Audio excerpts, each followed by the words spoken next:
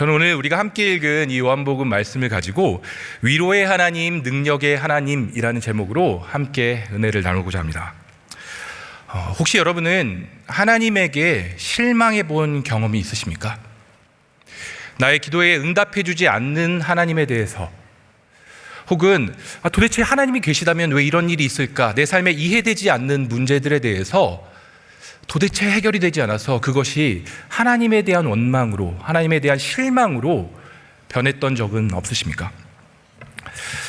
필립 얀시라는 작가가 책을 한 권 썼습니다. 그 책의 제목이 하나님 당신께 실망했습니다 라는 도발적인 제목입니다. 하나님 당신께 실망했습니다. 이 책을 보면 사람들이 하나님에게 실망하는 세 가지 대표적인 질문에 대해 이야기합니다. 사람들이 이런 질문을 떠올리면 하나님께 실망한다고 합니다. 첫 번째, 하나님은 불공평하신 분인가? 두 번째는 하나님은 침묵하시는가? 세 번째는 하나님은 숨어 계시는가? 라는 질문이라고 합니다. 우리가 살다 보면 이 세상이 도무지 이해될 수 없는 일들이 일어납니다. 부조리하고 불공평한 일들이 일어나는 걸 보면서 아니 도대체 하나님이 계시다면 왜 이런 일이 있는지 우리가 생각하며 하나님께 실망하곤 합니다. 또한 우리에게 일어나는 그런 어려움들 가운데 우리가 기도할 때 하나님이 응답해 주시 않는 것처럼 느껴질 때, 아니 왜 하나님은 다른 사람에게는 응답하시면서 나에게는 침묵하시지라는 질문이 우리 가운데 들 때 우리가 하나님에게 실망하곤 합니다. 그리고 그렇게 자꾸 그런 일들이 반복되다 보면 우리는 하나님의 존재 자체에 대해서 의문을 갖습니다. 하나님은 과연 계시는가? 그런데 과연 계시다면 왜 하나님이 이렇게 숨어 계시는 건가? 그런 질문들이 우리를 하나님에게 실망하게 하고 하나님으로부터 우리를 멀어지게 하는 경우가 있습니다. 오늘 성경을 보면 요한복음 11장에도 자신에게 닥친 감당할 수 없는 어려움 가운데 하나님에게 실망했던 한 여인이 등장합니다. 바로 마리아라는 여인입니다. 오늘 본문 32절은 이렇게 말합니다. 마리아가 예수 계신 곳에 가서 배웠고 그 발 앞에 엎드려 이르되 주께서 여기 계셨더라면 내 오라버니가 죽지 아니하였겠나이다 하더라. 지금 마리아는 울며 예수님 앞에 원망을 늘어놓고 있습니다. 지금 이 사건의 배경은 이렇습니다. 예루살렘에서 머지않는 베단이라는 마을에 나사로, 마리아, 마르다라는 이 세 남매가 살고 있었습니다. 이들은 예수님과 잘 아는 사이였습니다. 성경은 예수님께서 이 남매를 사랑했다라고 이야기합니다. 그런데 어느 날 나사로가 병이 들었습니다. 그러자 이 마리아와 마르다는 바로 예수님에게 연락합니다. 예수님이 오신다라면 나사로가 나을 수 있다. 그래서 예수님에게 사람을 보내서 예수님 나사로가 아프니 빨리 와서 고쳐주세요라고 소식을 넣었습니다. 그리고 예수님을 기다렸습니다. 그런데 예수님의 도착이 생각만큼 빠르지 않았습니다. 하루가 지나고 이틀이 지나고 시간이 지나도 대체 기다리는 예수님은 나타나지 않았습니다. 결국 예수님이 나타난 것은 나사로가 죽고 나서 나흘이나 지난 뒤였습니다. 마리아는 예수님에게 실망했습니다. 아마 예수님에게 배신감을 느끼고 분노했을지도 모릅니다. 그래서 예수님을 보자 그가 바로 이야기합니다. 예수님 왜 이제 나타나셨냐고. 예수님이 조금만 일찍 왔으면 나사로가 죽지 않았을 텐데 왜 우리 오라비가 죽도록 내버려 두었냐라고 예수님께 원망 담은 그 한탄을 털어놓고 있습니다. 그런데 사실 이 장면은 그저 2000년 전에 머물러 있는 이야기만은 아닌 것 같습니다. 우리 삶에서도, 여러분의 삶에도 이러한 실망과 이런 원망스러운 마음이, 그런 고백이 있지 않습니까? 뭔가 가족이나 친구, 내 가까운 사람이 이게 병환이 어려워서 뭔가 정말 이렇게 위태로워서 하나님 좀 고쳐달라고 기도했는데 결국 하나님의 품으로 돌아가게 되었을 때, 혹은 뭔가 깨어진 관계를 놓고 회복을 위해서 오래도록 기도했는데 가까운 관계 가운데 그 상처의 문제가, 그 관계의 문제가 전혀 회복되지 않을 때, 오래 기도하고 준비했던 취업의 문제나 혹은 결혼의 문제가 내 생각과 다르게 전혀 열리지 않을 때 여러분도 동일한 원망을, 동일한 실망을 경험하시지는 않으셨습니까? 아니, 어쩌면 우리는 그 원망조차 못하는 경우가 꽤나 많은 것 같습니다.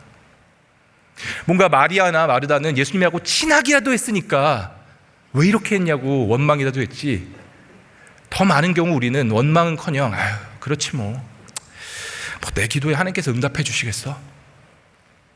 그래 뭐 내가 그렇게 열심히 기도 안 했나 보지. 그저 뭔가 자조 섞인 고백으로, 자포자기하는 심정으로 그렇게 우리 삶에 다가온 이해되지 않는 문제들을 넘겨버리는 경우도 참 많이 있는 것 같습니다. 그런데 오늘 성경을 잘 살펴보면 하나님은 그렇게 낙심하고 원망 가운데 있는 마리아를 그냥 홀로 내버려 두지 않으십니다. 예수님은 그를 찾아가시고 그에게 정말 독특한 방법으로 하나님의 일하심을 경험시켜 주십니다. 먼저 예수님은 이렇게 낙심하고 예수님에 대해서 뭔가 이렇게 원망을 가지고 있는 마리아를 먼저 찾아가십니다. 그녀를 부르십니다. 그리고 그렇게 자신을 찾아와서 눈물 흘리는 마리아를 향해서 예수님은 함께 울어주십니다. 오늘 본문 35절은 이렇게 말합니다. 예수께서 눈물을 흘리시더라. 오늘 본문에는 이 나사로의 죽음 앞에 정말 이렇게 지쳐있는, 슬퍼하는 마리아와 그를 보시고 함께 울어주시는 예수님의 모습이 그려져 있습니다. 근데 여러분은 이렇게 눈물 흘리는 이런 예수님의 모습이 익숙하십니까? 어떻게 여러분에게 와닿으십니까? 사실 저는 본문을 처음 묵상하며 잘 이해가 되지 않았습니다. 아니, 예수님께서 왜 갑자기 이들을 보시며 눈물을 흘리실까? 예수님은요, 지금 나사로를 찾아오실 때 그를 살리기 위해서 찾아오셨습니다. 사실 나사로에게 가면서 제자들에게 뭐라고 얘기하시냐면 그가 잔다고, 우리가 그를 깨우러 가자라고 이야기하십니다. 그리고 조금 있으면 예수님은 실제로 그 나사로를 살리십니다. 그런데 왜 예수님은 이렇게 그 나사로를 살릴 계획을 다 가지고 있으심에도 불구하고 마리아 앞에서 함께 울어주시는 것일까요? 예수님은 지금 이 마리아와 그와 함께한 자들이 우는 장면을 보면서 그들을 나무라지 않으십니다. 야, 니네 왜 그러냐? 야, 니네 믿음이 없냐? 내가 구해줄게. 좀만 기다려. 이렇게 이야기하지 않으십니다. 혹은 그들의 슬픔을 무시하지도 않으십니다. 야, 뭐 이런 일로 울고 그러냐? 야, 됐어. 이런 식으로 그들의 슬픔을 무시하지 않으십니다. 오히려 그들과 함께 공감해 주시고 예수님 그들과 함께 울어주십니다.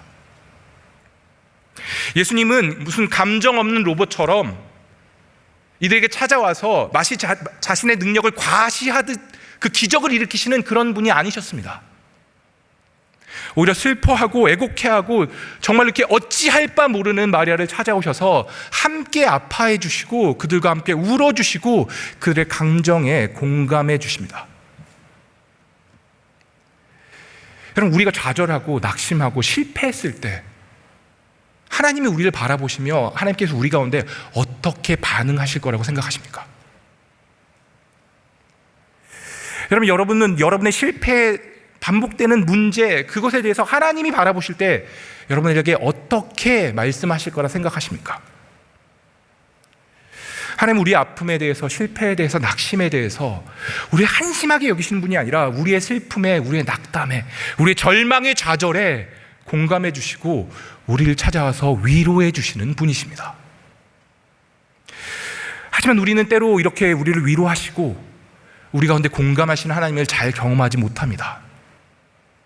왜냐하면 그런 하나님이 우리 가운데 익숙하지 않기 때문입니다. 프로이드 맥클랑이라는 목사님이 하나님의 아버지 마음이라는 책을 쓰셨습니다. 하나님의 아버지 마음. 그런데 이분이 이 책에다가 어떤 이야기를 쓰셨냐면요, 우리가 하나님을 아버지라고 부르기 때문에 때로는 우리의 육신의 아버지가 우리에게 줬던 상처나 부족한 모습을 가지고 우리가 하나님을 바라보는 경우가 많다라고 이야기하셨습니다. 그러니까 우리가 우리 육신의 아버지로부터 어린 시절에 뭔가 학대를 받았거나 혹은 학대까지는 아니더라도 뭔가 좀 이렇게 인간적으로 준 상처나 어려움 혹은 그 아버지의 완전하지 못했던 성품 때문에 우리가 하나님을 생각할 때도 그런 모습으로 생각하는 경우가 많다는 것입니다. 저도 제 어린 시절 그리고 제가 가졌던 저희 아버지에 대한 기억을 한번 떠올려 봤습니다. 어린 시절 제가 가졌던 저희 아버지에 대한 인상은, 이미지는 굉장히 능력 있는 목회자였습니다. 저희 아버지가 개척교회를 하셨습니다. 그런데 굉장히 열심히 사역을 하셨습니다. 전도도 열심히 하시고 목양도 열심히 하시고 정말 능력 있는 분이었습니다. 그래서 저는 그 아버지의 목회자로서 아버지를 굉장히 존경합니다. 아마도 제가 지금 이렇게 목사가 된 것에 저희 아버지가 주셨던 그 긍정적인 영향이 꽤나 작용했다라고 생각합니다. 그런데 그렇게 능력 있었던 아버지는 또 한편으로는 굉장히 바쁘셨던 분입니다. 목회에 정말 모든 것을 이렇게 바쳐서 하셨기 때문에 어린 시절에 이렇게 아버지와 개인적인 시간을 보낸다거나 어딜 여행 간다거나 함께 이렇게 시간을 보냈던 기억이 거의 없습니다. 그래서 그 능력 있는 아버지지만 저에게 있어서 어떤 면에서는 막 친밀한 아버지는 아니었습니다. 제가 기억하는 그 아버지에 대한 가장 이렇게 한 장면, 아버지의 모습이 딱 떠올려 보려면 어떤 모습이냐면 현관에서 마주치는 아버지였습니다. 제가 이제 초등학교 때 그 학교를 가려고 딱 나올 때 입구에서 항상 아버지를 마주칩니다. 저희 아버지가 새벽 예배를 마치시고 운동을 하시고 들어오는 시간이 항상 딱 겹쳤습니다. 그래서 저는 이제 학교를 가야 되고 뭐 이렇게 일찍 나오지 않았겠죠. 급한 마음에 가야 되는데 항상 그 입구에서 마주친 아버지께서 제 머리에 손을 얹고 기도를 해주셨습니다. 저는 급한 마음인데 항상 길게 기도를 해주셨습니다. 축복하고 알겠는데 지금 안 했으면 좋겠는데 그 아버지에 대한 이미지가 굉장히 강했습니다. 현관에서 만나는 아버지. 그런데 제가 돌이켜보니 하나님에 대해서 제가 가지는 이미지가 제가 아버지에 대해서 가진 이미지와 굉장히 비슷하다는 것을 제가 발견할 수 있었습니다. 능력 있으시고 성실하시고 뭔가 진짜 이렇게 내가 존경할 수 있는 하나님. 그런데 그 하나님이 가까이 다가오신다라고 하면 뭔가 좀 부담스럽고, 그냥 하나님은 저 멀리서 위대한 일을 행하셨으면 좋겠지, 그 하나님이 나에게 막 친밀하게 다가오고 나에게 막 개인적인 걸 묻고 하면 하나님 나 좀 부담스러워요. 제가 제 안에 발견했던 하나님의 모습이 제가 아버지에게 가지고 있던 그 모습과 굉장히 비슷하다는 것을 알게 되었고요. 제가 그 능력 있는 하나님을 나를 사랑하고 나에게 가까운 하나님으로 받아들이기 위해서 제 신앙에 있어서 굉장히 많은 연습과 변화가 필요했던 것 같습니다. 이 프로이드 맥클랑 목사님이 이야기하듯이 우리가 육신의 아버지를 통해서 우리 하나님을 받아들이는 경우가 참 많기 때문에 우리는 우리가 경험했던 그 불완전한 한 아버지의 모습을 통해 하나님에 대해서도 오해하는 경우가 참 많습니다. 그래서 뭔가 우리가 실패하고 뭔가 부족했을 때 우리를 닥달하고 더 잘해야 된다라고 하나님이 말씀하실 것처럼 생각합니다. 때로는 우리가 뭔가 기준에 못 미칠 때 그것에 대해서 하나님이 우리를 사랑하지 않을 것처럼 여기는 경우들도 많이 있습니다. 반대의 경우들도 있습니다. 너무 따뜻하고 너무 나를 사랑하는 하나님인데 그 하나님 별 능력이 없는 분으로 우리가 여기는 경우들도 꽤나 있습니다. 그래서 우리는 이렇게 우리의 경험에 의해서 하나님을 아는 것이 아니라 말씀에 의지해서 하나님을 알고 그 하나님을 경험하기 위해 기도하고 하나님께 나아가고 하나님을 구하는 것들이 필요합니다. 사실 우리 이렇게 유교 문화가 우리 가운데 이렇게 크게 자리 잡고 있기 때문에 우리가 생각하는 아버지의 모습 가운데 무뚝뚝하고 감정 표현이 서툰 아버지의 모습이 많습니다. 그래서 하나님을 생각할 때 우리는 무뚝뚝한 하나님에 대해서 생각하는 경우가 참 많습니다. 하지만 성경은 하나님에 대해서, 예수님에 대해서 그릴 때 그분이 우리에게 공감하시고 오늘 말씀처럼 우리를 위해서 눈물 흘리시고 우리의 감정에 그분이 우리의 모든 아픔들에 대해서 이해하신 분이라고 성경은 이야기합니다. 히브리서 4장 15절 한번 띄워주시겠습니까? 성경은 이렇게 이야기합니다. 우리에게 있는 대제사장은 우리의 연약함을 동정하지 못하시리가 아니오 모든 일에 우리와 똑같이 시험을 받으시되 죄는 없으시리다. 로마서 8장 26절도 이렇게 이야기합니다. 이와 같이 성령도 우리의 연약함을 도우시나니 우리는 마땅히 기도할 바를 알지 못하나 오직 성령이 말할 수 없는 탄식으로 우리를 위하여 친히 간구하시느니라. 하나님 우리의 아픔에 공감하시고 우리를 이해하시고 우리 위해서 탄식하면서 기도하시는 분이십니다. 그분이 우리를 찾아와서 우리를 위로하시는 분이십니다. 우리가 실패하고 넘어지고 무엇을 해야 될지 모르고 당황하고 있을 때 그분은 그저 멀리 떨어져서 야, 너 왜 이렇게 그거밖에 못하냐? 야, 네가 좀 더 열심히 해야지. 야, 너 진작에 기도하지 그랬냐? 라고 우리를 다그치시는 분이 아니십니다. 하나님 우리 위해서 눈물 흘리시고 우리 위해서 탄식하시고 우리의 모든 연약함을 공감하시며 우리를 위로하시는 우리 아버지가 되십니다. 여러분, 이 자리 가운데 나오신 여러분들 가운데 사실 사람들에게도 이야기하지 못한 그 삶의 여러 문제로 인해서 괴로워하시고 내가 어찌할 바를 몰라 힘들어하고 계신 분이 있습니까? 여러분, 그 문제를 가지고 하나님께 나아가십시오. 눈물을 흘리는 마리아를 향해서 하나님께 실망하고 원망하는 그녀를 향해서 함께 울어주신 예수님께서 여러분을 찾아와서 여러분의 마음을, 여러분의 심령을 위로하실 줄 믿습니다. 여러분, 그 아픔을 다른 곳에 가서 내가 더 무언가를 열심히 해야 보상받을 수 있을 것이라고 생각하지 마시고 오늘 하나님께 나가십시오. 성경이 말하는 하나님을 찾으십시오. 나의 경험에 의지해서 내가 뭔가 더 잘해야지만 인정받을 것이라고 여러분 그런 오해하지 마시고 말씀의 근거에서 하나님께 나아가시고 여러분을 찾아와서 위로하시고 여러분을 격려하시며 여러분에게 더 가까이 하나님을 밝히시는 그분께 나아가십시오. 그 하나님이 우리 아버지 되신 하나님이신 줄 믿습니다. 그런데 오늘 우리가 본문을 묵상하면서 반드시 잊지 말아야 할 한 가지는 그 우리를 위로하시는 그 하나님이 그저 위로만 해주시는 분이 아니라 결국 우리의 문제를 해결해 주실 수 있는 능력의 하나님이라는 사실입니다. 오늘 말씀 가운데 마리아를 찾아와서 그와 함께 울어주시고 그를 위로하셨던 하나님은 결국 나사로를 다시 살리십니다. 그런데 지금 이곳에 있는 마리아도 마르다도 혹은 그곳에서 함께 슬퍼하고 있는 어떤 사람도 하나님이 예수님께서 나사로를 다시 살리실 것이라고 아무도 상상조차 하지 못했습니다. 누구도 예수님께서 그런 기적을 행하실 거라고 기대하지 않았습니다. 그래서 예수님이 나사로를 다시 살리시는 과정은 함께한 모든 사람에게 굉장히 불편하고 그들이 기대한 바는 완전히 다른 그런 일이었습니다. 그들은 불편하고 불쾌하고 그들이 이게 무슨 일이지 싶는 당혹스러운 자리로 예수님은 그들을 초청하십니다. 오늘 본문 39절은 이렇게 이야기합니다.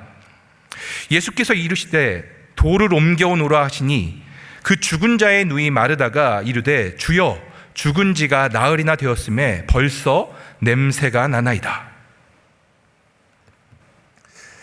나사로의 무덤 앞에 선 예수님은 그 무덤을 가로막고 있는 큰 돌을 치우라고 하십니다.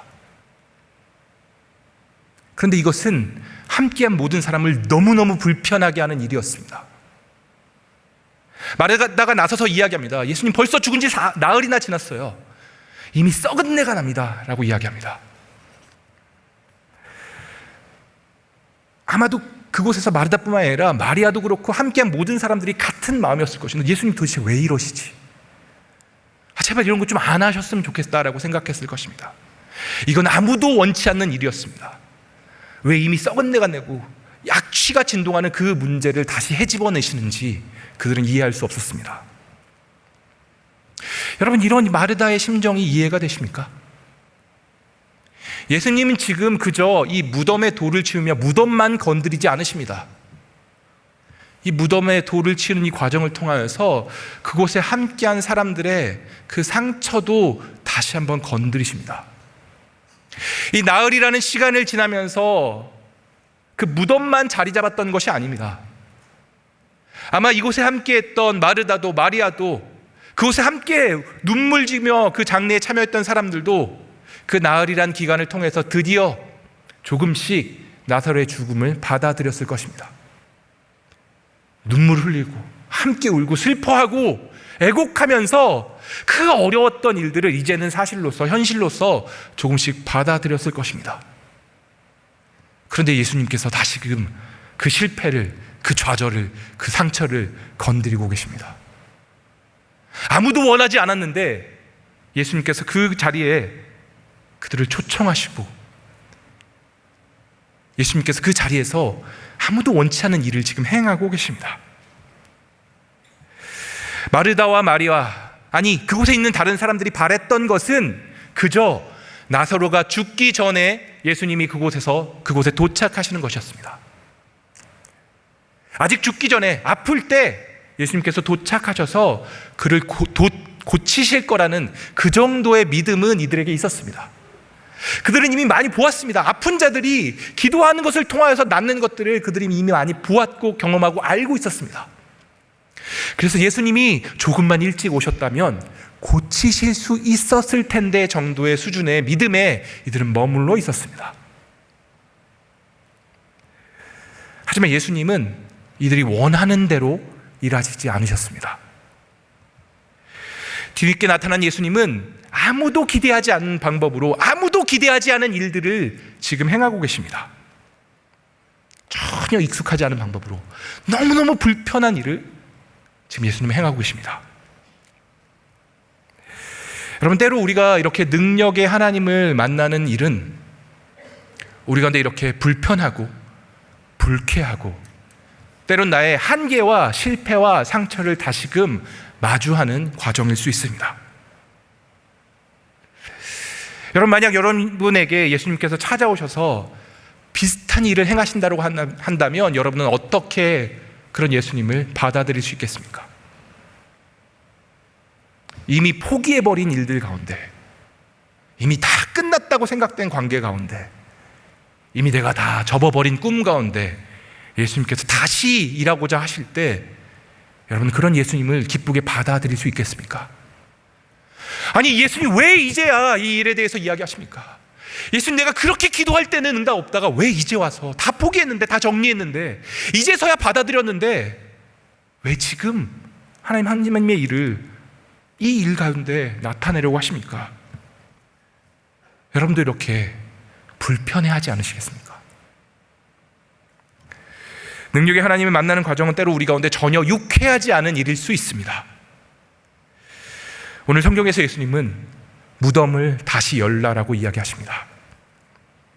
이미 포기해버린, 이미 덮어버린 상처를 다시금 드러내고 계십니다. 상처나고 냄새나고 추한 그곳으로 예수님은 이들을 초청하십니다.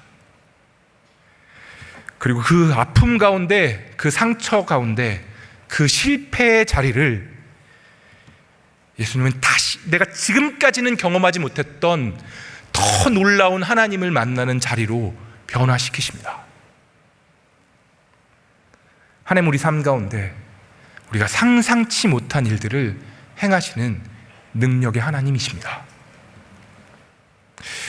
그 뉴송 교회라는 교회를 담임하시는 데이브 기븐스 목사님이 그 비전에 대해서 이야기하시면서 이런 말씀을 하셨습니다. 때로 우리 삶의 여러 일들 가운데 특별히 우리의 실패와 상처, 아픔을 우리 삶의 일부로 잘 받아들일 때 때로 그 실패와 상처, 아픔이 우리를 하나님께서 원하시는 길로, 우리가 비전을 발견하는 길로 우리 사용되어진다라고 이렇게 말씀을 하셨습니다.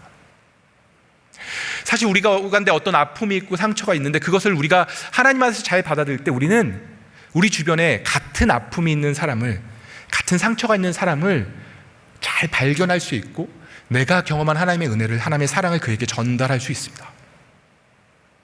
누가 뭐라 하지 않아도 우리는 잘 알고 있습니다. 나와 같은 아픔을 겪는 사람이 우리의 신앙에 잘 들어옵니다.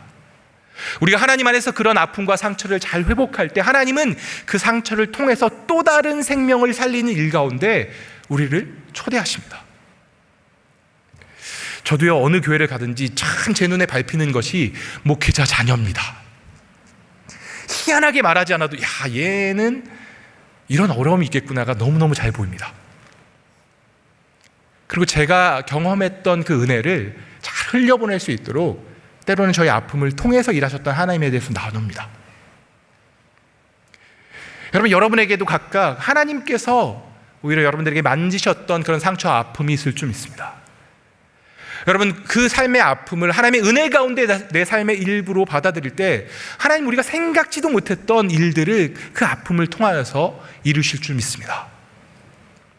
하나님 우리의 실패도 아픔도 상처도 좌절도 그냥 버려두시는 분이 아니라 모든 것이 합력하여 선을 이루시는 그 하나님께서 하나님의 방식대로 우리의 삶을 빚어가시고 때로는 우리의 실패처럼 보였던, 때로는 우리가 정말로 이렇게 포기해버렸던 삶의 영역까지도 하나님의 더 큰 선을 위해서 사용하실 줄 믿습니다. 나사로의 죽음이라는 최악의 순간, 그 최악의 장소를 부활의 장소로 변화시키신 하나님께서 우리 삶에도 동일하게 일하시고 그 능력의 하나님의 역사를 보여주시는 그 삶의 자리로 삼으실 것을 믿습니다. 우리 삶에서 그 하나님을 기대하게 되시기를 바랍니다. 이제 말씀의 결론을 맺도록 하겠습니다. 오늘 우리는 말씀을 통해서 나사로의 죽음이라는 이 견딜 수 없는, 감당할 수 없는 위기 가운데 그 어려움 가운데 울고 있는 자들을 찾아오셔서 그들을 위로하셨던 하나님을, 그 예수님을 발견할 수 있었습니다. 뿐만 아니라 그 예수님은 그 상처와 아픔의 자리를 부활의 자리로 변화시키시는 능력의 하나님이십니다. 그런데 사실 이렇게 말씀을 통해서 우리가 하나님을 경험할 때, 아, 그래, 하나님 그런 분이시지 하지만 여전히 우리 삶에서 하나님의 응답이 늦어질 때, 하나님이 나에게만 응답하시지 않는 것처럼 느껴질 때, 필립 얀시가 얘기했던 것처럼 하나님이 나에게만 숨어 계신 분처럼 느껴질 때 우린 도대체 하나님 왜 그러실까 여전히 의문을 가지고 여전히 그 상황 가운데 괴로워할 수 있습니다. 하나님 도대체 왜 하나님은 내 기도에 응답하지 않으실까? 하나님 진짜 계시는 건 맞을까? 하나님 왜 숨어 계실까? 근데 그런 의문을 가진 우리 가운데 바울은 로마서 5장 3절에서 4절에서 이렇게 이야기합니다. 다만 이뿐 아니라 우리가 환난 중에도 즐거워하나니 환난은 인내를, 인내는 연단은, 연단은 소망을 이루는 줄 알미로다. 여러분, 오늘 마리아에게 그랬던 것처럼 하나님이 응답하시는 타이밍이 내가 기대했던 것과 어긋날 수 있습니다. 내가 그토록 바랄 때 왜 하나님은 응답하지 않았을까? 하나님 왜 나에게 이렇게 기다림의 시간을 주셨을까? 때로 우리가 이해할 수 없는 경우가 참 많이 있습니다. 그런데 바울은 이렇게 이야기합니다. 우리에게 찾아오는 그런 어려움이 우리에게 인내를 낳고 그 인내가 우리를 단련시켜서 우리에게 더 큰 소망을, 더 큰 믿음을 갖게 한다라고 이야기하고 있습니다. 저는 우리가 어떤 아픔 가운데 힘들어하고 있을 때 하나님도 우리를 향해서 애써 참고 계신다라고 믿습니다. 우리를 너무너무 사랑하는 그 하나님은 그저 우리 수준에서 우리가 바라는 대로 역사하시고 그저 우리에게 이용당하는 정도로 머물러 계시지 않으십니다.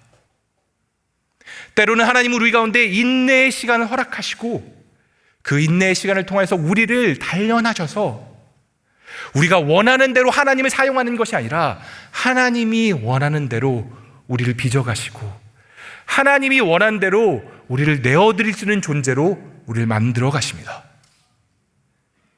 여러분, 여러분의 삶에서 그렇게 일하시는 하나님을 기대해 보십시오.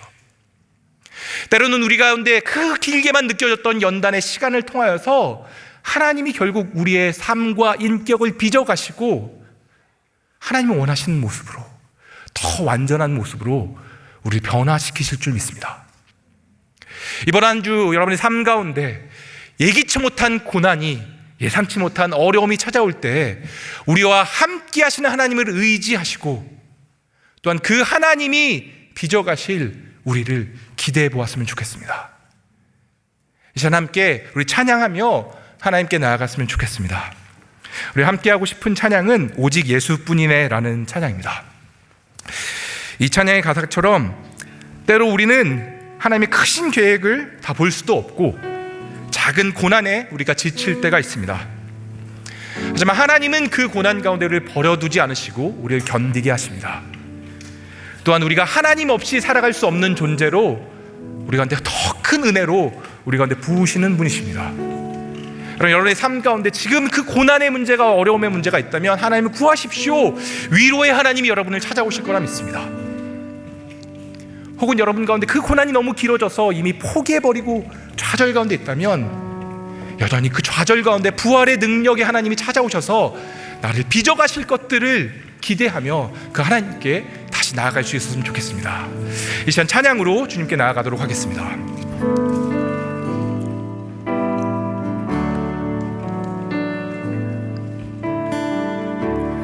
은혜 아니면 살아갈 수가 없네. 호흡마저도 다 주의 것이니 세상 평안과 위로 내게 없어도 예수 오직 예수뿐이. 다시 한번 고백하겠습니다. 은혜 아니면 살아갈 수가 없네.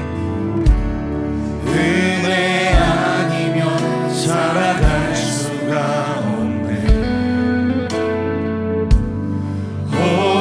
호흡마저도 다 주의 것이니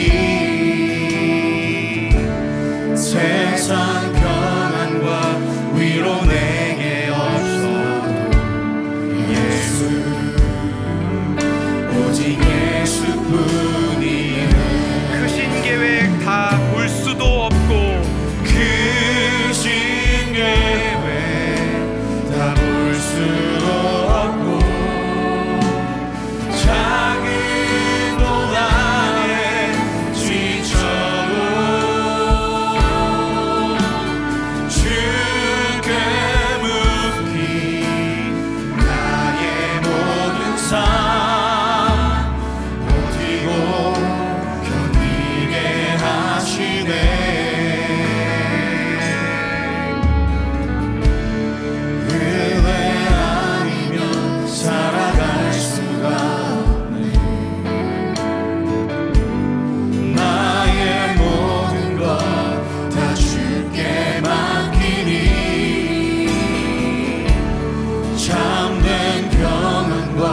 위로 내게 주신 주 예수 오직 예수뿐이네. 크신 계획 다 볼 수도 없고 크신 계획 다 볼 수도 없고 작은 고난에 지쳐도 주께 묻기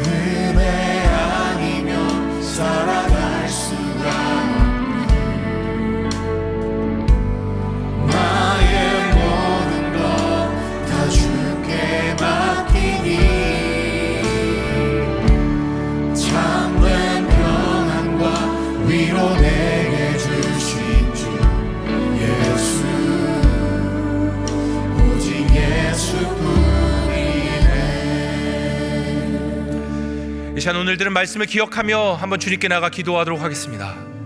여러분, 위로하시는 하나님이 우리의 하나님이십니다. 여러분, 혹시 지금 여러분의 삶 가운데 견딜 수 없는 고난과 고통의 문제가 있습니까? 여러분, 하나님께 정직하게 그 문제를 가지고 나아가 고백하십시오. 하나님, 내가 너무 힘듭니다. 나를 좀 찾아와 주십시오. 기도하십시오. 오늘 마리아를 찾아와서 함께 울어주신 그 위로의 하나님이 여러분에게도 함께 하시고 여러분의 심령을 위로하시고 하나님의 사랑으로 평강으로 여러분의 마음과 생각을 지키실 것입니다. 여러분뿐만 아니라 그 하나님은 우리 삶 가운데서 부활의 능력을 행하시는 주님이십니다. 포기해버리고 낙심해버리고 이미 덮어버린 그 문제 가운데서도 부활의 능력을 보이시는 그 하나님이십니다. 그저 하나님은 내가 원한 수준에서 위로해주고 끝나는 것이 아니라 내가 기대하지도 못했던 놀라운 일을 계획하시고 그를 우리 삶에서 이루어 가시는 분이십니다. 그 능력의 하나님을 붙들고 하나님, 나의 하나님이 되어 주십시오. 나에게 찾아와 주십시오. 그 하나님 붙들고 이 시간 하나님께 나아가 한번 기도하도록 하겠습니다. 기도하시겠습니다. 하나님, 우리 삶 가운데 찾아와 주십시오. 하나님 능력의 하나님 우리 가운데 나가 주시고 하나님의 능력으로 하나님의